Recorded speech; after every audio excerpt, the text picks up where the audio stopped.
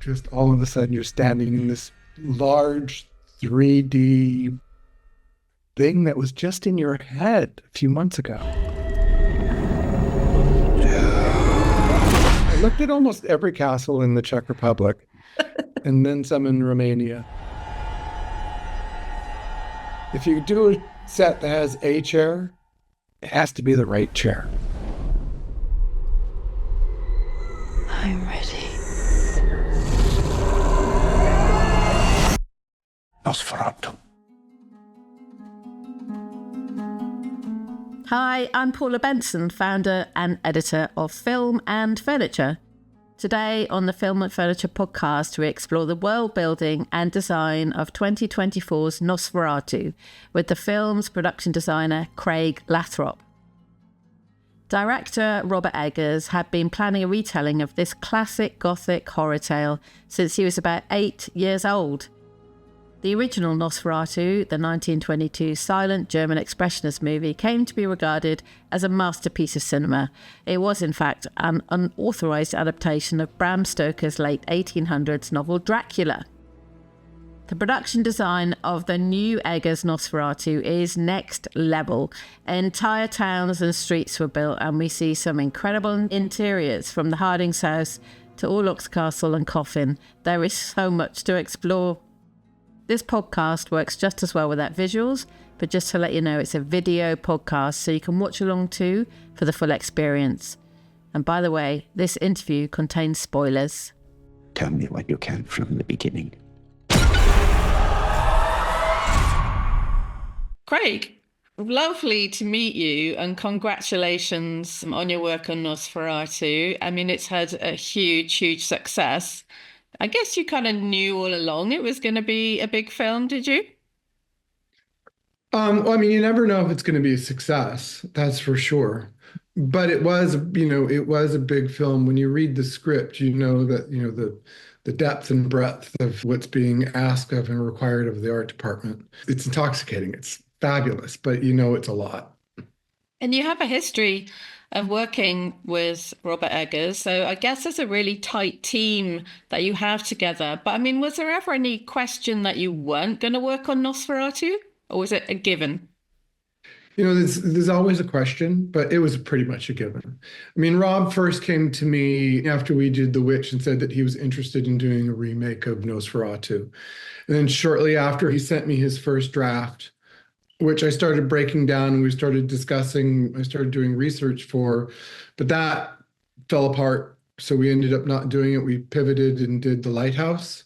And then after we did The Northman, we were once again supposed to do it. So while he was doing post on The Northman, I moved to Prague and started putting together an art department and scouting locations. And then just a few weeks into that, we lost an actor and the whole thing seemed like it was gone, like we weren't going to do this. But luckily, almost exactly a year later, we were moving into our studios in Barrendorf Studios, and finally we got it, Three's a Charm. So, yeah, it's been gestating as a concept for a very long time, and I understand that. A very long time. And for me, it's been since The Witch. For Rob, I mean, he talks about seeing a picture of Max Schreck and asking his mom to search out and find a VHS for him when he was 9 years old. And then when he was a teenager in high school, he produced and directed with a friend of his a play of Nosferatu, which then got picked up and done by a local theater company. This film has been in all of our minds for quite a bit, and certainly for Rob's for much longer. I mean, it's proof, really, isn't it, that how what you're interested in as a kid really kind of affects who you are and what you're exposed to as a kid, whether it's an amazing book or Grimm's fairy tales, or in Rob's case, a 1922 silent film, German expressionist film. What does make you feel as excited and happy as sort of when you revisit some of your dreams and your aspirations as a child? I mean, how cool is that? Yeah, I think it sticks with you, and it affects you in everything that you do, for good and the bad. Hopefully for the good for some of us, but I know that's not always the case. particularly for creatives, I think. Normally you hear that someone had a book when they were a kid, or they saw something in a museum that really triggered their interest. Was there anything like that for you that really made you want to get into film or be a designer? I had no idea I was going to get into film. Like, I did not come from an artistic background family, and I didn't realize I was going to be able to do this till later in life. Really, once coming out of high school and into university. And even then, like when I first started university, I was a history major. And then I became a theater major, much to the chagrin of my parents. Why being a theater major is worse than a history major? I don't see either one. I mean, the truth is, my father wanted me to go into computer sciences because that's what he did. Sorry, Dad. So that's interesting that you're a history major. So I understand that Robert Eggers is a real stickler for historical accuracy, and a lot of production designers that I talk to often say that historical accuracy is not the name of the game with a lot of films. It's more about the emotional response or the feel of something. We don't have to get everything 100% right. I would agree with them for the most part, although I would say there is something about getting it right. But the historical accuracy bit that he so loves, it's about, transporting you to a certain time and place, and how interesting and cool some things that really are in the world that you probably don't know about. But that's the base level. So I like to think of it as, you've got a giant Lego set. Some people have a Lego set that includes everything. I have a Lego set on this film that includes only things that were in 1938 or before. So if it's not in that Lego set, I just don't use it. And so it is a constraint, but sometimes constraints are really positive and they can help bring out even more in what you're trying to do. I know a lot has been made of the historical accuracy and of what we do, and I certainly appreciate the kind words that have come from that. It's not the design, though. It's just where you start, right? At that moment, you start to think about the emotional beats of the film and trying to make sure you hit all of those and the characters and how you can bring, more richness to their world. I mean, ultimately, that's what we're trying to do. We're trying to build a world that is specific to this time and place and specific to these characters, so that it is Orlok's castle, not somebody else's castle. It's the Harding's house and the Hutter's house. And you can see, where the Hutters, how they so desperately they aspire to be like the Hardings. It's the streets where Hutter runs down in the very beginning of the film. Hopefully that's like a bustling, exciting port city that's full of optimism. He's going off to his new job at that moment. And then just a few minutes later, you'll be watching them run down the street when it's all boarded up in snow, and the colors that were in that original scene have been stripped away, and now you're left with a sort of a monochrome brick and cobblestones with fires and dead people on the street, and it's cold, and hopefully it is a very different feeling on the same street. Of course, the actors are doing all the heavy lifting, but we're there to support them. Talk about world building. I have been looking at your drawings of the street scenes. I just can't believe the depth, the breadth that you went to with these street scenes. You built an entire town, basically. Well, it's about 5 blocks. Talk us through your process of creating those. What research did you do? I did a ton of research. It was really important to try to get this place right for me personally. As opposed to Dracula, Nosferatu is set in Germany, not London. It's in Weisburg, which is a fictitious town. It's a Germanic Baltic port city. I looked at Lübeck, and I looked at Gdansk, and I looked at Weimar and Stade and Hamburg. I went to a lot of those. I certainly went to the German cities there, and Rob went to Poland. I didn't go there. The problem with the places that are really around is that there's been a couple of wars since 1838. So most of this stuff has been destroyed and rebuilt and destroyed and rebuilt. And although there are some beautiful examples of buildings still left, there's no streetscapes.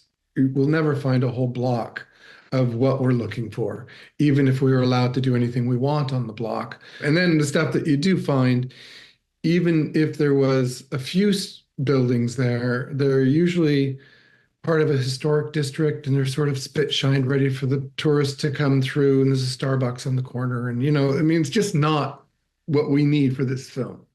So I started searching and studying the history of those Hanseatic towns and what the architectural styles were and what they were doing. And so certainly I was really happy to discover that these were all sort of Gothic brick buildings with their step gables and predominantly Gothic brick, which just seemed to fit us quite well. They had very little stone. I mean, they had cobbles on the street, but stones in the building were just accents. So that was great for me because I wanted to limit the palette.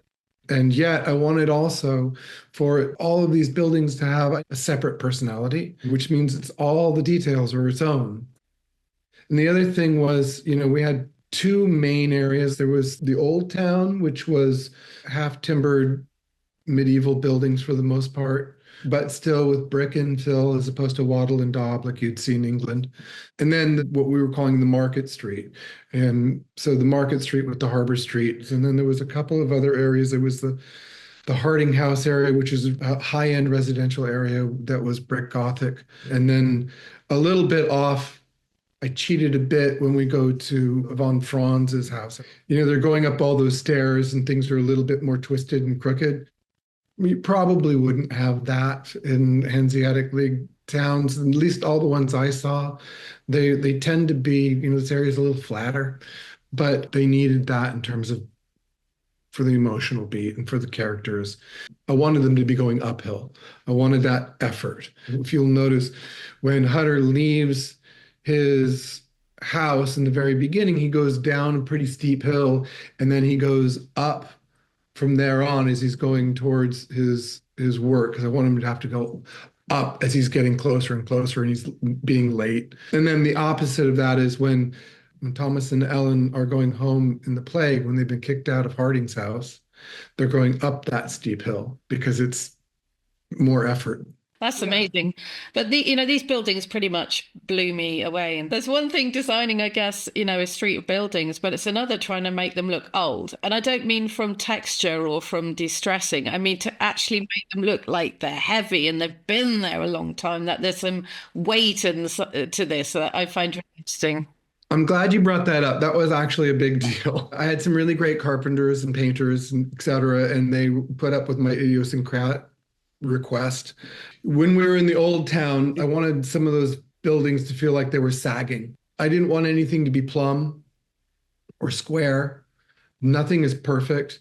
So you've got the buildings are either they're bowing a little bit and they're like leaning in or out, or some of them are doing both. Hopefully it's subtle. On the Market Street, if you're looking for it and you're actually there, you can see it. The main thing was I just wanted it to feel real.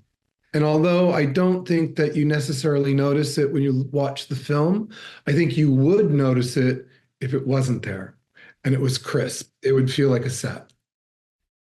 It's always very important to me to get the finishes right. Like the finishes is an obsession.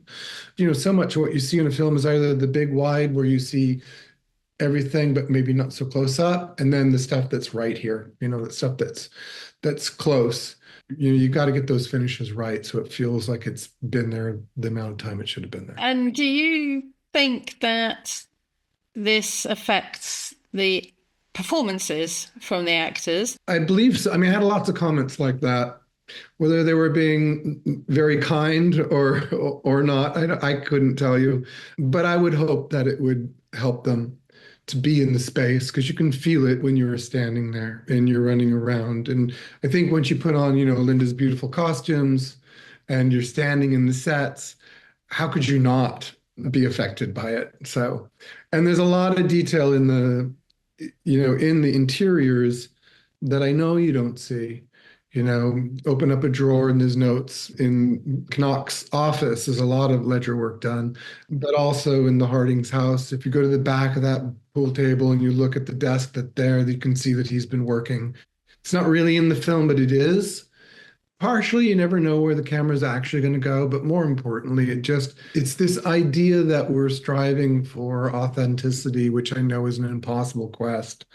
But when you stack up enough details, I think it does read, and it does transport you to a very specific place and time, like I was talking about earlier. So talking about the Harding's house there, so Harding is a wealthy shipbuilder. Him and his wife and his two daughters live in this beautiful house. You must have had great fun designing this. I particularly love the guest bedroom where Ellen is staying when she's staying with them. And this bedroom is just exquisite, but also a little eerie at the same time.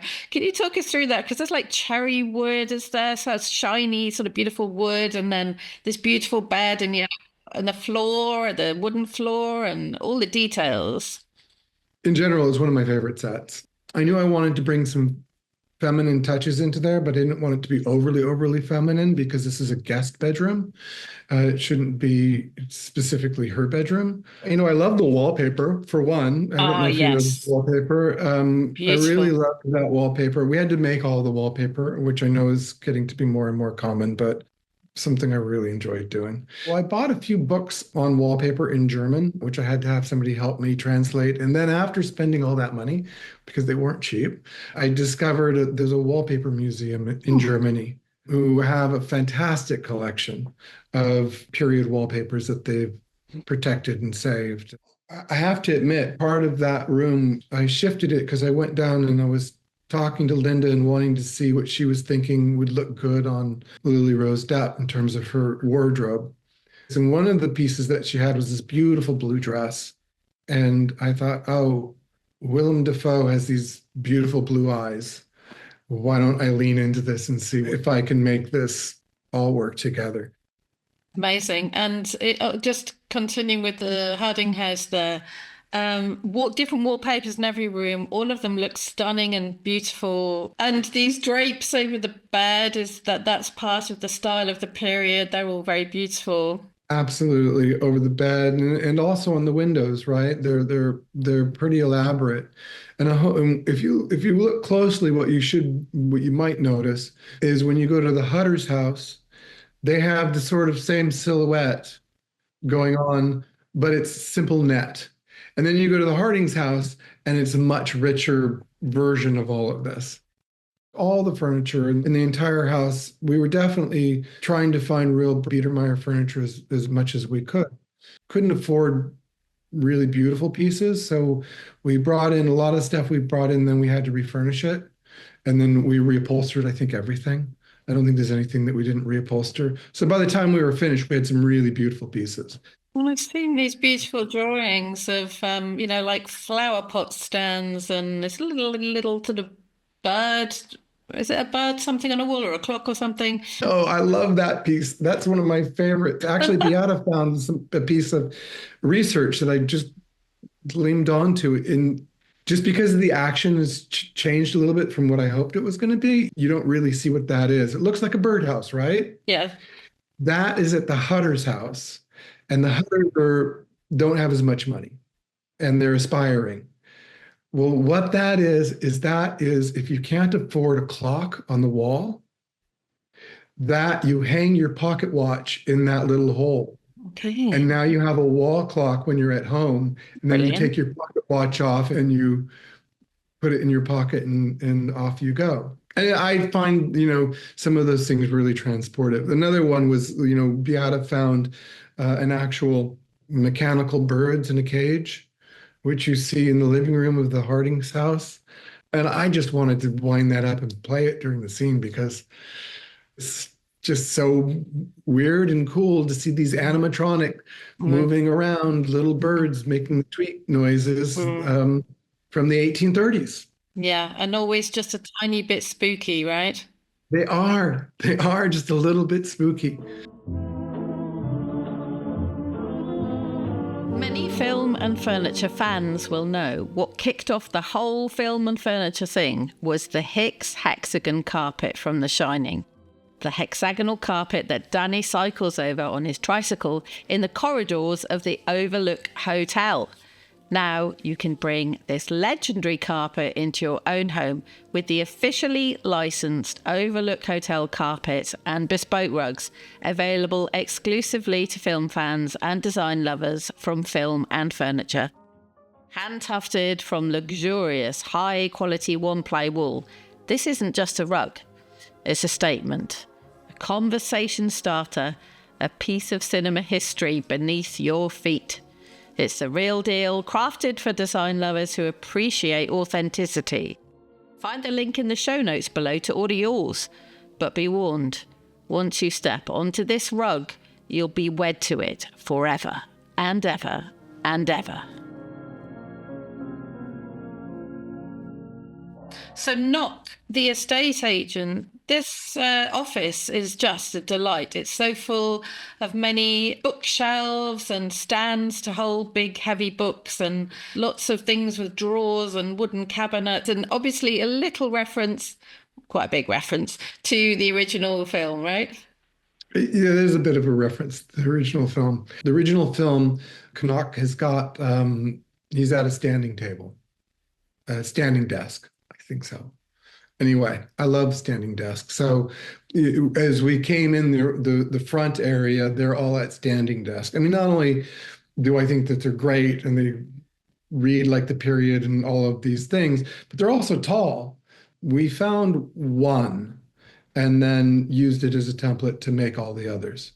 And Beata did a fantastic job of dressing it. We had a variety of sources in terms of references where I was trying to go, paintings from the period to David Lean's films to, whatever. And there was a number, but I thought she really nailed it. And she found some really nice pieces. That one giant piece that's behind her, it seemed like the perfect piece, behind Knock, because you wanted him to feel this small little man in all of this big stuff, and he's controlling it. It was funny because she found it in an antique dealer in Paris, and the story of them getting it out of his shop, because it was buried in the back of his shop, and it's this huge piece, and it was just, the shop was absolutely chock full, and it was a tiny little shop that you had to get down the stairs. Anyway, God bless them, they got it out. I suddenly found myself realizing that I was subconsciously being presented in the film with art from classic, like Caspar David Friedrich. I mean, you must have caught the moment where Hutter is standing on that cliff looking down into the valley where the Transylvanian village is. I mean, I guess you could say it was directly nicked from Caspar David Friedrich, but I would rather say it was an homage to him. I was looking at a lot of romanticism as I was starting off. I was looking at Caspar David Friedrich and George Kirsting, and then there's Whistler, and there was a bunch, but mainly the romanticists, especially Caspar David Friedrich. I mean, the truth is, a lot of those German landscape painters, they were looking at the sublime or thinking about the sublime, right? And so there's something about the power of nature and God being in nature, and a bit of a rejection of, rational thought of the era, which is a lot to do. I mean, that's not exactly a correlation, exactly what we're doing in the film, but certainly those themes are there. It's a big part of the original Dracula story as well, obviously.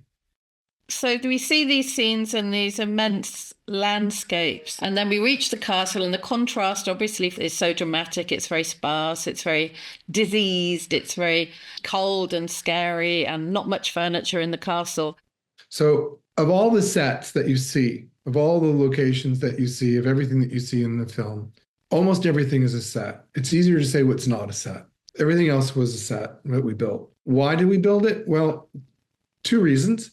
One, we weren't finding what we needed in terms of the look. That's the most important when it comes to something as large as the castle. I looked at almost every castle in the Czech Republic and then some in Romania. And I would say all of the castles, well, they came in two flavors. They were either complete ruins where the walls were falling down and you just have a shell, or they were beautifully whitewashed and once again spit shined and ready for the tourists to come through. You teed me up perfect. You're absolutely right. I wanted to make sure, and I'm glad you thought of this. I wanted it to be, a crumbling castle. Diseased is a great word. I don't know if a castle can be diseased, but I wanted it to feel like it was diseased. I wanted it to feel like it's Orlok. This needs to reflect Orlok. It needs to be his castle.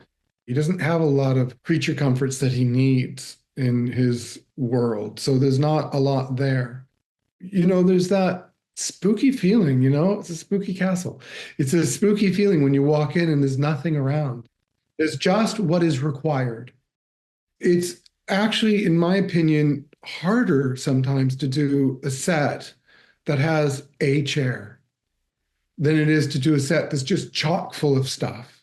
If you do a set that has a chair, it has to be the right chair, right?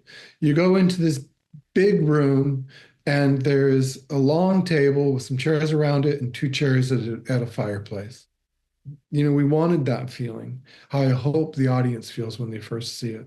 And Hutter as the character, how he would feel going up that spiral staircase and then landing in that room. And where is Orlok? And the creepy animatronic. I don't know if you saw, but this, one of our statues moves at the in the fireplace.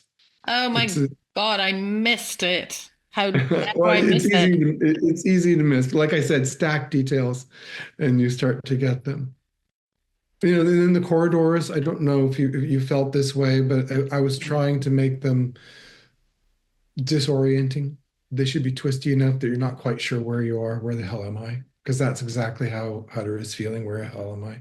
We needed some light, so I had some windows, but they're heavy bars on them. But yeah, he's trapped and he doesn't know where he is. So that's what we're trying to do. And then in his bedroom, once again, there was a little bit more in there, just happened to have a mirror for him to look at the bites. But once again, there's not a lot in there. There's a few items. So the crypt, the coffin, gosh, wow. Obviously a lot of thought in that coffin. Could you talk us through how you created that? I can, but first I just want to say I'm very excited because there's some movie theaters that have taken the coffin and designed a popcorn holder. How crazy is that? So the coffin itself was really, really, really fun to design. I mean, how cool is that to get to make basically Dracula's coffin, right? I was looking for a Romanian and Transylvanian sarcophagus, and there was nothing that was really working. But I did find a Polish sarcophagus from the 1500s that if you saw it, you would recognize it in my coffin. Like none of the details are the same, but the general shape and idea of it were there. So I had, a solid reference for it, and that's what I used.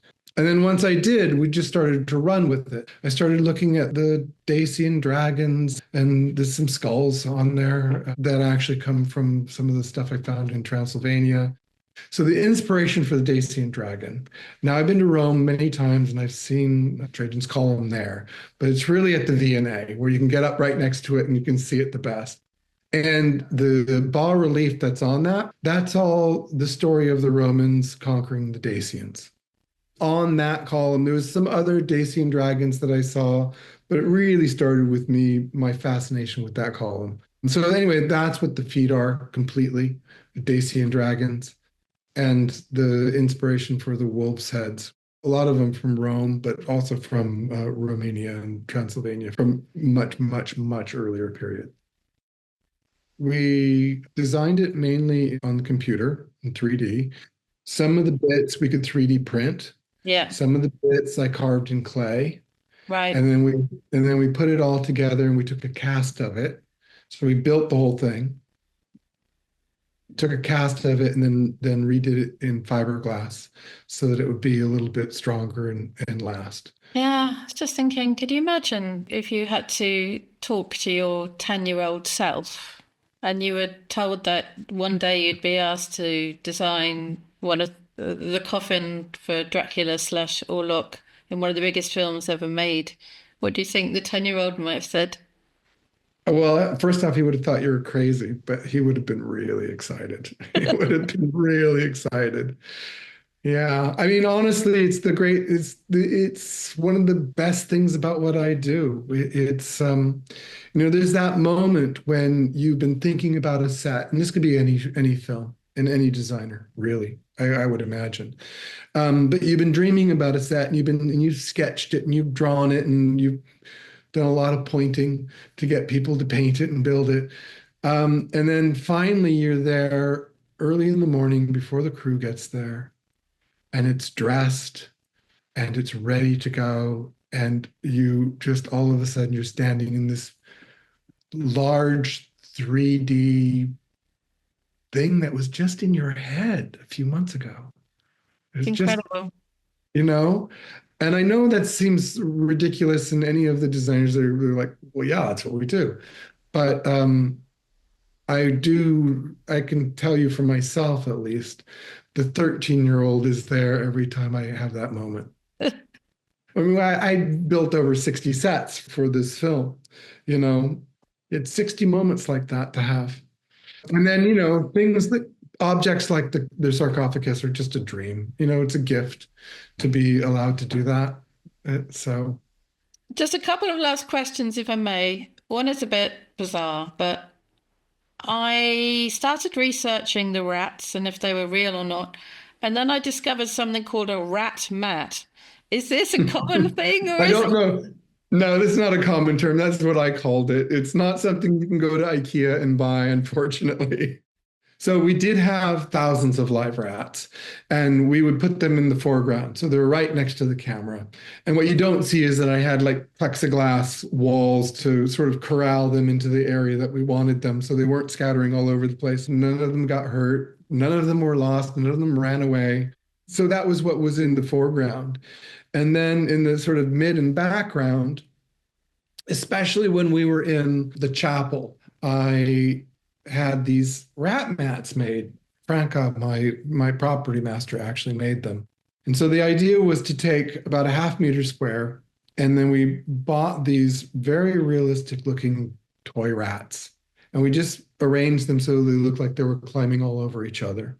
And then we cast that and we made these mats that were flocked and had rat-like tails. And then you just had a bunch of them made so that you could put them together like you were just laying out all these mats on the floor.